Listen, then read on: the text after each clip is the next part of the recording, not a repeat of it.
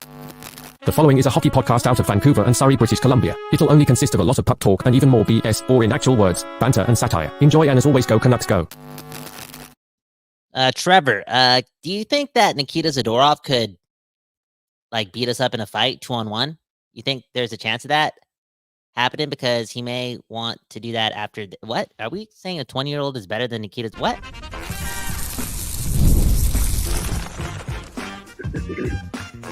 You're Locked On Canucks, your daily podcast on the Vancouver Canucks, part of the Locked On Podcast Network, your team every day. Hey, welcome to another episode of Locked On Canucks. My name is Trevor Beggs, co-host of Locked On Canucks and also a Canucks writer currently with Daily Hive Vancouver. Before we dive into today's episode, we got to thank you for tuning in to Locked On Canucks because it is your Canucks every damn day.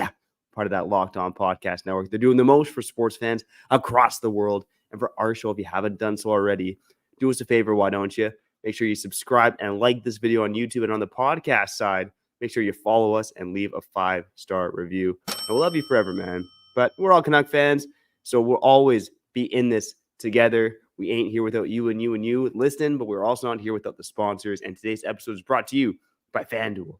Now through September 22nd, all FanDuel customers can bet $5 and get a 3-week free trial of NFL Sunday Ticket from YouTube and YouTube TV. Visit FanDuel.com to get started.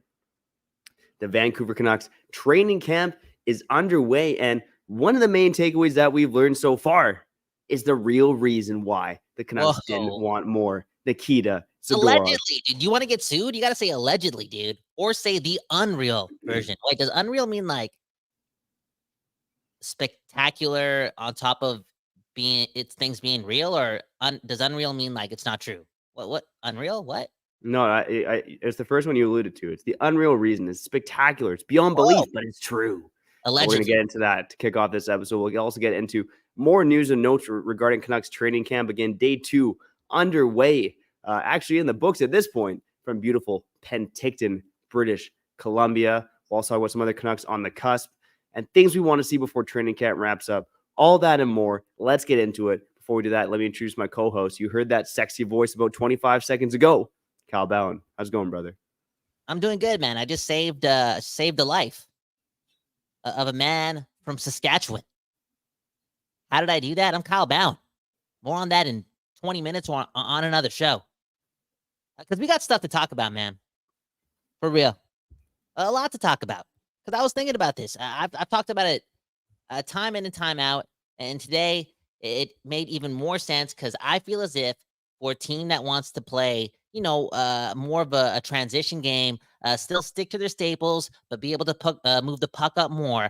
I feel as if the importance of having all your defensemen being able to make a first pass is at an all-time high, because I feel as if that's the start of the engine, or this new engine for the Canucks, right?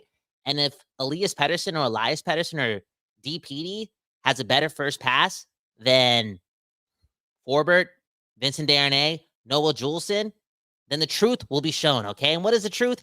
Elias Pettersson, the D version of that guy, is the real reason why the Canucks didn't want to extend Zadorov for so many years, okay? I feel as if these two players, they got the mean streak to them. They're somewhat comparable, and I think there's a little bit of truth to this to this story, allegedly. Well, here's the thing, right? You look at Nikita Zadorov, and, we saw one comment from one of the goats of the program, Ryan Hernandez, saying Zadorov is irrelevant now.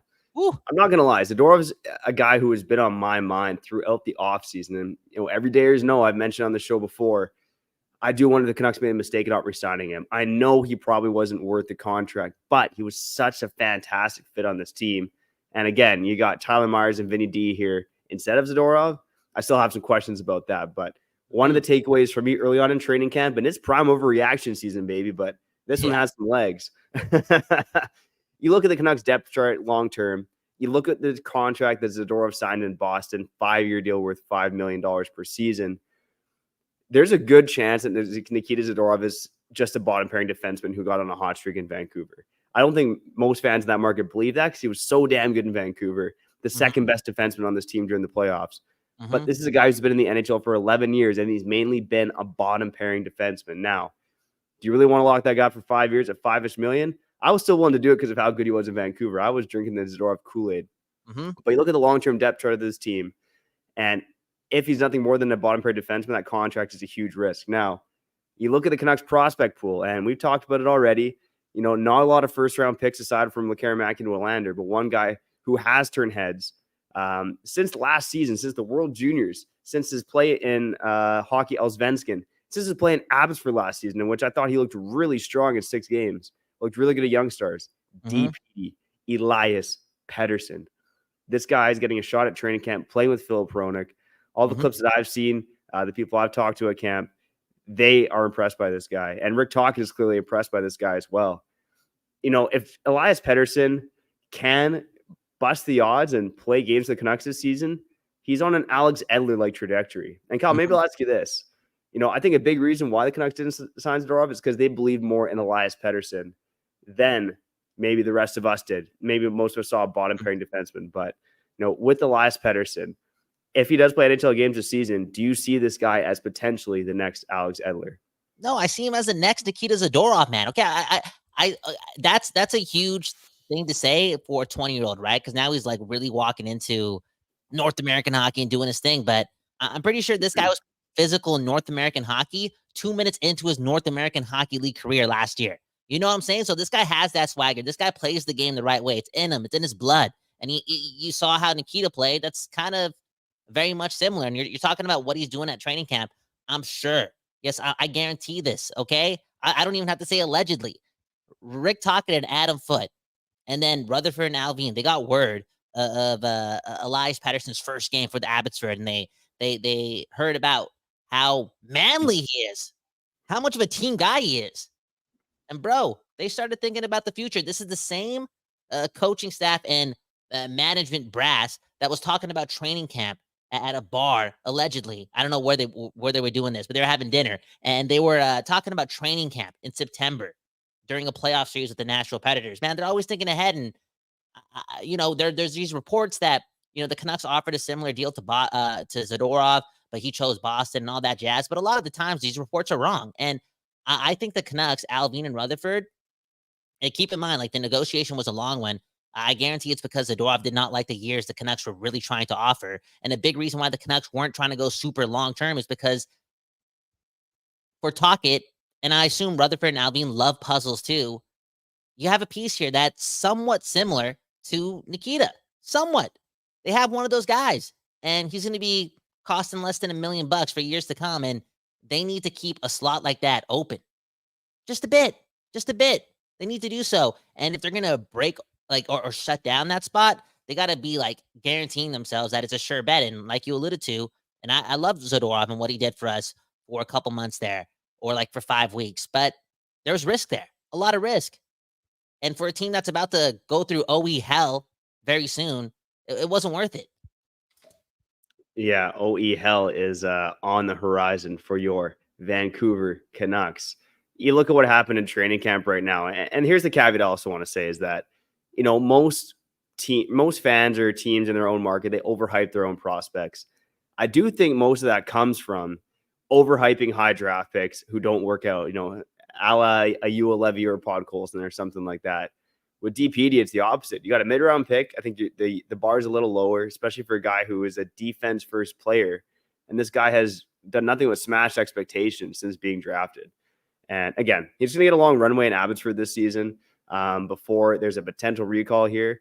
But I think he's on a trajectory to play NHL games this season. Dude, based on what I've seen so far in Penticton and at Young Stars.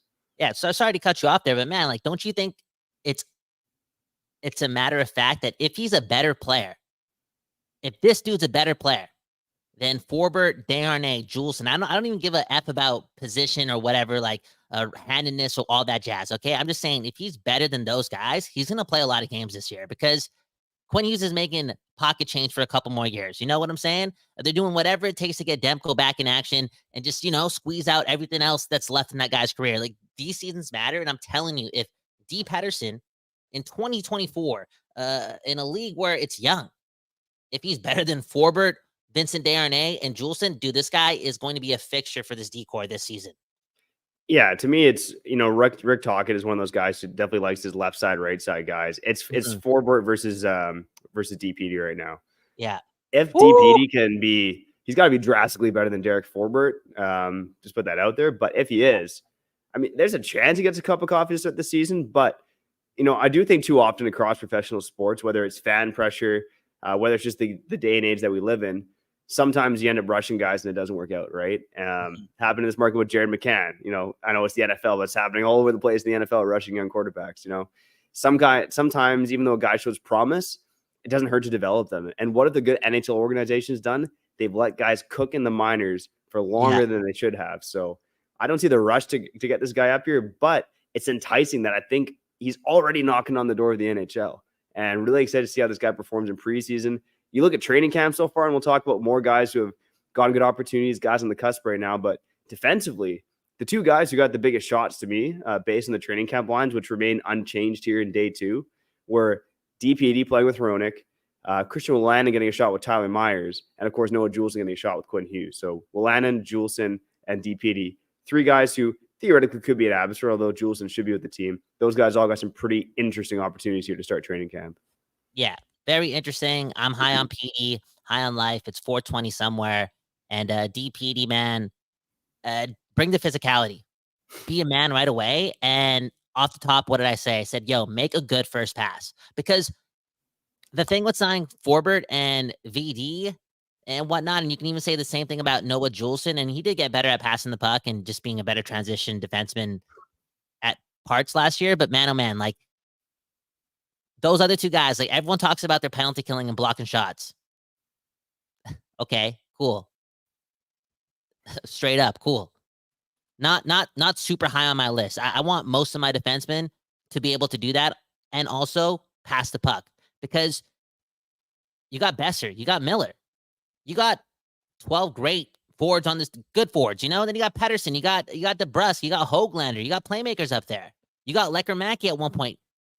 Transition offense, it starts from that first pass. Like if you have Forbert and Myers playing every single game, or Vincent D and Myers playing every game, bro, there's a chance that like half the game you're getting the puck out of the zone by getting it off the boards, and that doesn't speak a team that doesn't speak for a team that's trying to create more transition, trying to create more offense.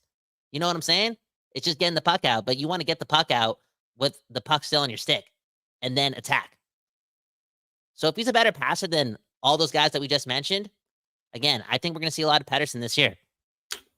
Lots of Pettersson in Vancouver. And one thing I want to say quick before we cut to break here is, pump my own tires a bit. I'm reading way too much in the early training camp lines, as we all do. We're excited. Come on, it's mid-September. We're 2 days into the NHL season, more or less. One thing I said when Kyle and I were projecting our lines in the offseason, showed to the everydayers who heard that back in late July. One thing I said is that I'd be surprised if Forbort and Desharnais played together in the third pairing. I just think there's too much risk in terms of the lack of puck moving ability there. And what did we see at the beginning of training camp? We saw Soucy play with Desharnais, and we saw Myers with Forbort. And Myers, he's a better puck mover than Desharnais and Forbort. You got to give him credit on that one. And then Wolanin playing with Myers as well. So look, I mean, at the end of the day, you got to have some puck moving spread out among your blue line. And I just don't think Forbort and Desharnais in the third pairing is going to get it done. Trevor, I know we got to go to ad break, but here's another thing too. Yo, you're going into the season. You just extended Filip Hronek for that long. And yeah, I'm reading into it a lot, but you're already talking about signing him for that much, paying that much, and then saying you need more from him. And that some people are talking about Hughes taking away some of that Filip Hronek-esque, like some of his swagger, because he thinks he can just lean on Quinn Hughes. And now we're going to have to separate these guys and get Filip Hronek to do his own thing to add depth throughout the lineup. And who is getting the early reps with such an important player? It's Pettersson. It's not Carson Soucy. It's Pettersson. There's something there. I got to go get a drink. Let's go to ad break, okay? There's something there. And quick mistake by me. Forbort played with Mark Freeman to start camp. I also think that's a little bit telling. More about a lot of the Canucks on the other side. We'll get to some notes, my notes presented by Kyle, talk about other Canucks on the cusp, and get to your comments, because we're nothing without the people. All that and more coming up here on Locked On Canucks after we showed it our friends over at Game Time. You know the deal, baby. If you're buying tickets, there's no other place you should be going than Game Time, okay? Get that beautiful Game Time app with the green and black. Oh, baby. Again, if you're looking for NHL tickets, lots of those there. NFL, CFL, sports, concerts, comedy, theater, all that good stuff. It's all on Game Time. And they got the lowest price guarantee, baby, okay? You're not going to find tickets cheaper anywhere else. And if you do, Game Time credits you with 110% up the difference. Wow. And if that wasn't enough, man, Game Time, they're stepping it up even further. They're going from a 10 to an 11, baby, with this new feature called Game Time Picks that makes getting tickets for your favorite live events even easier. Game Time Picks filters out the fluff to show you only incredible deals on great seats, so you don't have to waste time searching through thousands of tickets. So go download that app for the seat views, the panoramic view from your seat, baby. Oh, man, it feels like you're right there in the arena. All right, you got the Game Time Picks, the lowest price guarantee, and that Game Time ticket coverage, okay, in case COVID hits again. You never know. Oh, So take the guesswork out of buying tickets with Game Time. Go download the Game Time app, create an account, and use code LOCKEDONNHL for $20 off your first purchase. Terms apply. Again, create an account, redeem code LOCKEDONNHL for $20. Download Game Time today. What time is it? Game time.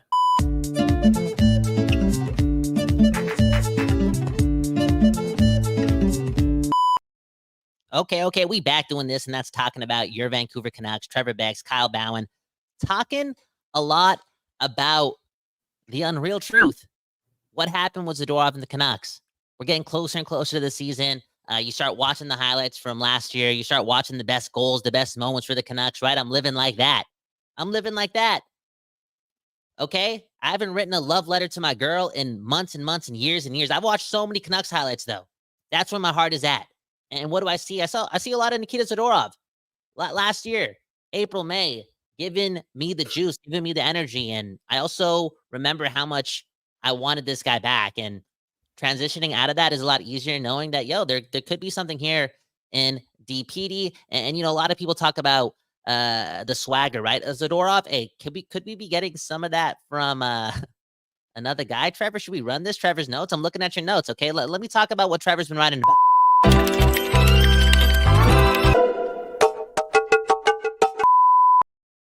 The first note I see on Trevor's notes, brought to you by Kyle, is this, man. Vinnie D, the new Zadorov. He's a quote machine. Talk about it. Vinnie D, obviously he came into the Jake Milford golf tournament with one of the quotes of the year, saying JT Miller's an asshole, and that robbed the media there. So he was asked about this at Penticton as well, and he said, quote, "I kind of feel bad after. I'm like, he's a leader, and I just called him out. But everyone on the team came to me, and we were like, that was awesome." And then he went on to say, Vinnie D wanted to go see JT Miller after, and Miller was like, "Well, did you tell him that we had a couple waters last night to make up?" So Vinnie D is already telling the stories, man, boozing it up with JT Miller, calling this guy an asshole, and then begging for forgiveness.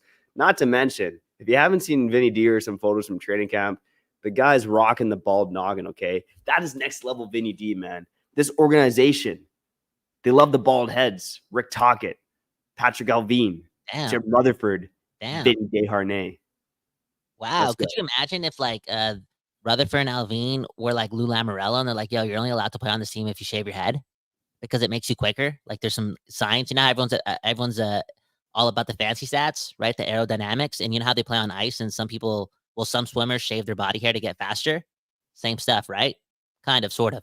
Vincent Desharnais. Okay, again, I've been all over the place with them. I didn't like the signing. 2 years, $2 million. $2 million per. I was making this joke to Trevor. That's like a contract Steve Yzerman would hand out last year before he signed Justin Hall. Okay, like what are we doing here? 2 years at $2 million per. What's going on?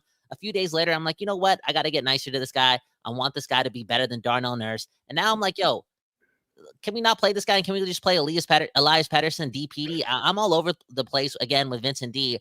Trevor Beggs, are you kinder to him? And do you see a lane where, again, Adam Foote can make him a better player? Because I heard also that this guy talked about how he looked at what the Canucks did with Tyler Myers from game 1 to game 100 and was very impressed and sees a similar path for him to get a lot better this season.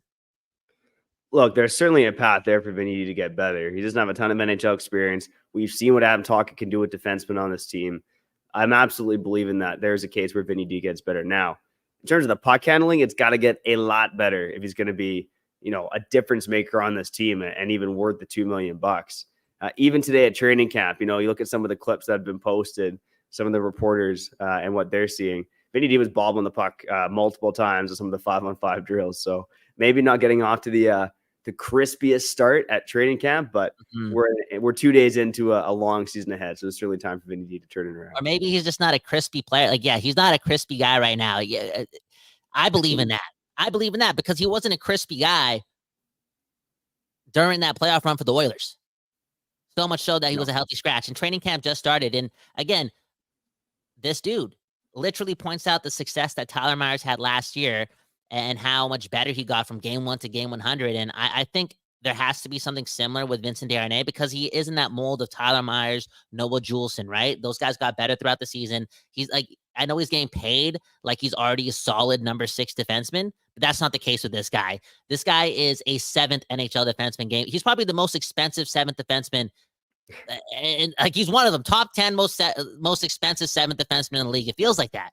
And this is a project. That's why it's 2 years in. For the Canucks to get their money's worth out of this contract, they don't need the same Vincent D from last year. They need an outlier type of player. This tall dude who can take up a lot of space and be positionally sound and learn how to make a good first pass 100% of the time. Like that's what they need from this guy. And I don't think we're going to see that in October and November. I think if anything, we'll have to wait till March of 2026. Yeah, we'll see. I mean, honestly, look at the opportunities that we just talked about, right? Noah Jullsen playing with Quinn Hughes to start training camp. DPD playing with Hronek. Chris O'Lana getting a look with Myers. I mean, look, the jobs for Forbort and Desharnais aren't guaranteed, and they shouldn't be guaranteed. And they're going to have to earn it during preseason. Yeah. Obviously, they have a leg up based on contracts, but they're going to have to earn the spot. Bro, like, now we're just rambling on here, but you look at what's happening with some of the injuries and get well soon for Dakota Joshua, but Lekkerimäki is getting more of a look. Let's say he makes the team. Let's say he's just doing it. He's doing it. He's a poor man's David Pastrňák, right? He's doing it in year 1.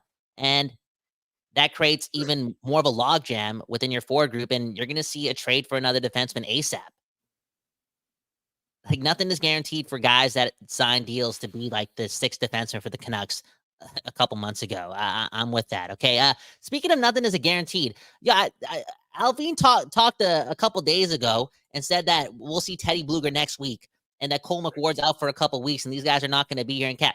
Cole McWard was the first guy on the ice yesterday and Teddy Blueger, he already skated with Group C today. Like, what's going on? Anyways, Teddy Blueger's back. This is good news. Yeah. Patrick Alvin took a book out of Begsy and Bowen where, Kyle, we always say, you set the bar low and, people will never be disappointed. Well, Patrick Alvin set the bar low. These guys are going to be out a while and bam, they're back. Now everyone looks great. Teddy Blueger, McWard, they're ahead of schedule. The medical staff's working wonders. Patrick Alvin, he's a smart mofo. He's doing his thing, just full of surprises. And I don't know. He's a GM. Maybe he doesn't need to know like everything. I don't know. It's whatever, man. Whatever. He's the guy. I trust in Patrick Alvin, man. This guy just working towards the future. It is what it is. Teddy Blueger back on the ice again, practicing with Group C, not with his quote unquote real line mates right now. But again, a crucial part to this team. I don't know if it's fair to say he has to replace Lindholm, but again, the best version of Teddy Blueger last year in the regular season, I know the games don't matter, but the best version of Teddy Blueger in the playoffs, in the regular season, was just as good as what we saw from Elias Lindholm in May. In different ways. But Teddy Blueger at his best with Garland and Joshua, he was fun to watch. He was doing his thing, and I think there's like a 4% chance that this guy can do that full time. You know what I'm saying? Not just in spurts next season. Yeah, I'm gonna disagree with two things you said there. First, I think playoff Lindholm was better than regular season Blueger at his peak. I mean, Lindholm was more physical. He was scoring goals, but I see what you're trying to say. Blueger was at a second line center value for his peak there. And also, I think there's better than a 4% chance that he pulls it off for the full season. I think there's a strong chance if he plays with Dak and Garland. By the way, we got some updates on Dakota Joshua. It was mainly coming from Rick Dollywall. I think he's just theorizing that Dakota Joshua, not theorizing, he is in Penticton, but he's not expected to be out long. It sounds like it's not a month thing. It sounds like it's a week's thing. Even Rick Tocchet said that yesterday. I think he slipped up. Like, Dakota Joshua's not going to be out for a long time. Like he said, that's the energy. And one love to Dak. Take care. One love again for sharing your message. But yeah, so I'm actually surprised that you think that there's more than like a 5% chance for like a journeyman healthy scratch at one point in the playoffs type of centerman to do what he did like in November, December, and January full time for the Canucks. So if we get that Teddy Bluger of last year for those 3 months full time, bro, like that's a steal of a deal. And you're talking about X factors. He's that guy. Yeah, and look, I don't expect him to produce at that rate. He'd be a 50, 60-point guy, but I think he can be a really effective third-line center. Two-way player. And that line, again, you could argue that they had second-line value playing at the third line, playing bottom 6 minutes. Yeah. You put those three together again, why doubt that they can't do it again? I hope so, man. And straight up, man, it'd be cool if Teddy Bluger blew up and became like the second coolest hockey player ever, right? Just like right below Connor McDavid. And then boom, before you know it, kids don't want smartphones for Christmas. They want teddy bears, okay? Straight up. Anyways, let's talk about Nils Hoglander after the break, okay? We're getting short on time. Where does Hoglander fit? I do want to read some comments. It's Friday. We might have to work a little overtime. Trevor, if you have to go early, I'll answer some comments because, bro, it's training camp. The hockey season is back. And Elias Pettersson, remember this, the other one, the defenseman, is the reason why we got rid of Nikita Zadorov or didn't give him 5 years or 6 years or whatever he got, okay? 6 years, $5 million per, whatever. I'm telling you, DPD is high on the list for this year's version of the Canucks, and the coaching staff and the management believe in that. Beggsy, who we shouting out before we talk about Nils Hoglander? Yeah, and just for the record, Kyle, I mean, what do you think is more important? My day job and feeding my family, or reading comments from people I've never met? It's obviously reading the fans' comments here at Locked On Canucks. Yes, let's get to that on the other side after we showed it our friends over at FanDuel. All right, you've heard us talk about FanDuel a lot because they are America's #1 sportsbook. Well, right now, FanDuel, they got a little something different for you, okay? For at least a couple more days. Now through September 22nd, all FanDuel customers could bet $5 and get a 3-week free trial of NFL Sunday Ticket from YouTube and YouTube TV. Then with the YouTube TV base plan, you'll be able to watch every regular season Sunday afternoon out-of-market game. Wow. All you need is a Google account. Got that. A current form of payment. I got that. And you can cancel anytime. Wow. What a deal. All right. And it's week 3 of the NFL season. And man, oh man, Kyle, your Green Bay Packers, forget about it, man. My Seahawks. Jordan Love might come back. Jordan Love might come back. And okay, come on, man. You know what? I was about to talk a lot of ish about the Seahawks, but there's a chance that Geno Smith is like, he's back. So, well, Kyle, I told you about this off the air, but I made a bet with a coworker that Geno Smith would have more fantasy points than Jordan Love. Seemed like a dumb bet at the time, but who's laughing now through 2 weeks of an 18-week season? My guy's hurt, dude, you asshole. Come on, man. You're just an asshole, man. You're all about the money, man. It's about life, man. Just call me JT Miller, all right? Just go visit FanDuel.com and download America's #1 sportsbook.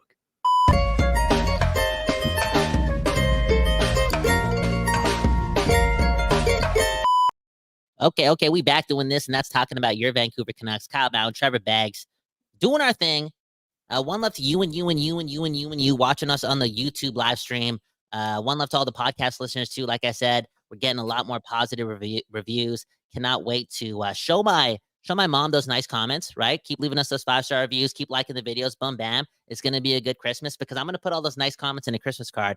And I'm also going to put some of the mean ones in there too, okay? Because stories are like, stories, well-written stories, like a good Christmas card. It's all about like, the ups and downs, straight up, okay? Straight up. And look at this guy, Burpee604, asking me why I sound like a 6-year-old. And I want to ask my mom, bro, does she not like my voice? Like, did she ever pray and say, please, Hindu gods, give my son a deeper voice.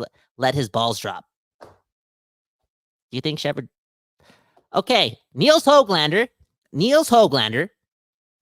Trevor singled him out in his note section, and I'm curious because maybe you've been on Twitter today, X today. You're reading some things.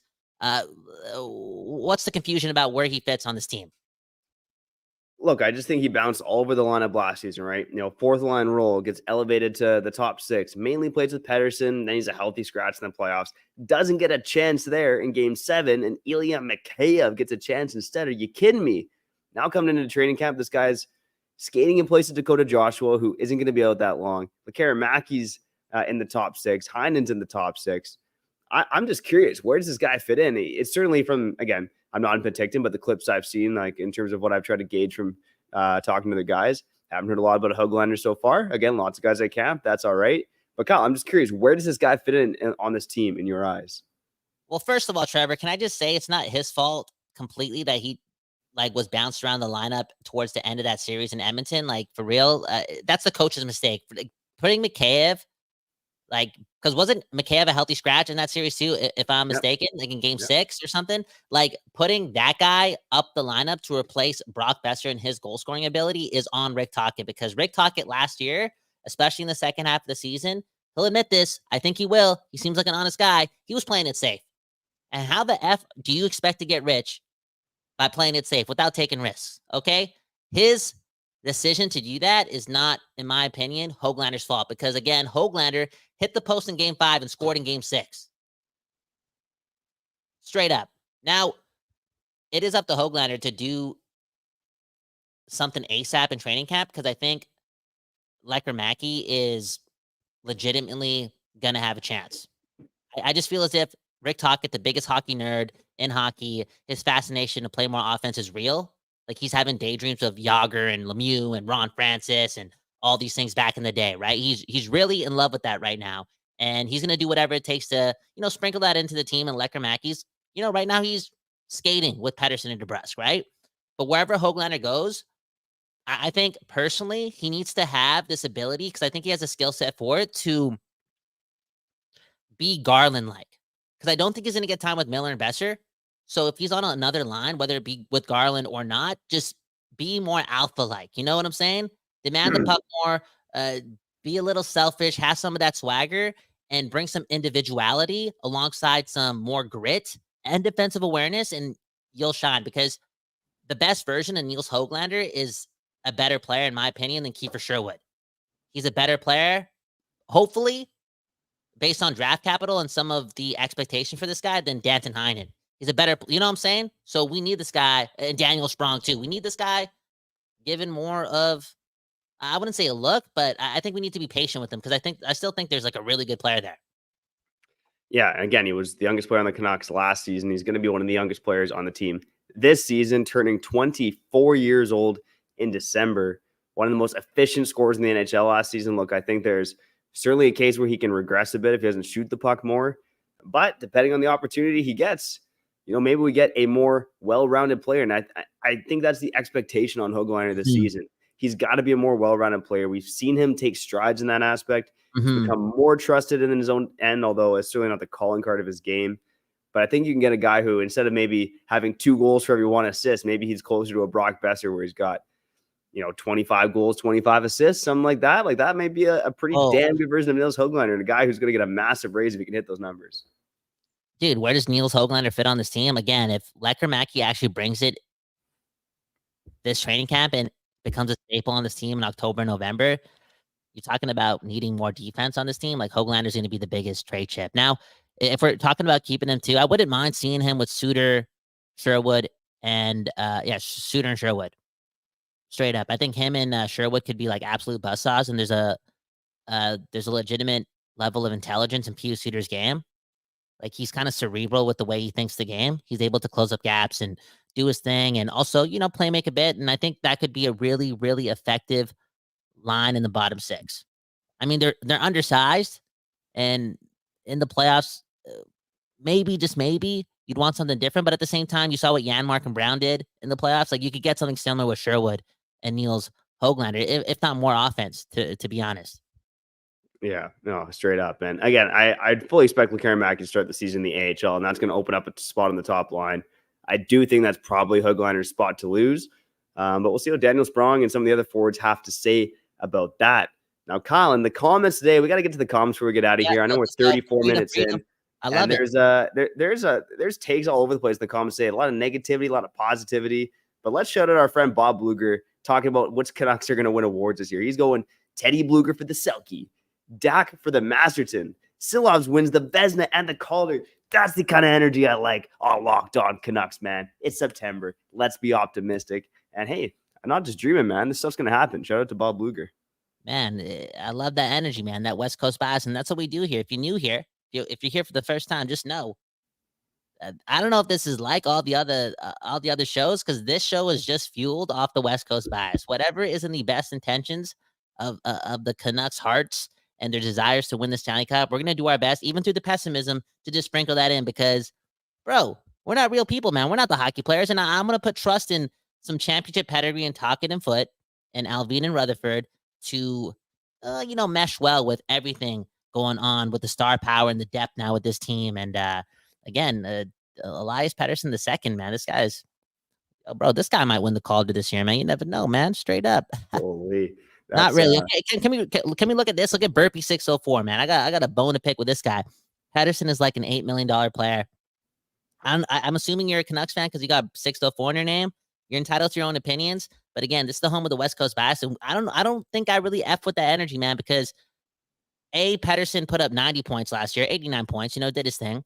And that was a bad year for him. Crazy. And there's a different energy about him. If you're paying attention to training camp, straight up, there's some confidence there. The smile is back. There's some joy there. His ability also to handle that like awkward question from Farhan Lalji at one point about like, oh, why? I heard you were happy this summer. Like, why were you happy? Can you give us some more details on that? What? Dude, I'm paraphrasing, but that was type of the energy. And Pettersson didn't answer with like the whole, I just want to keep things personal, right? But again, I jerked off more.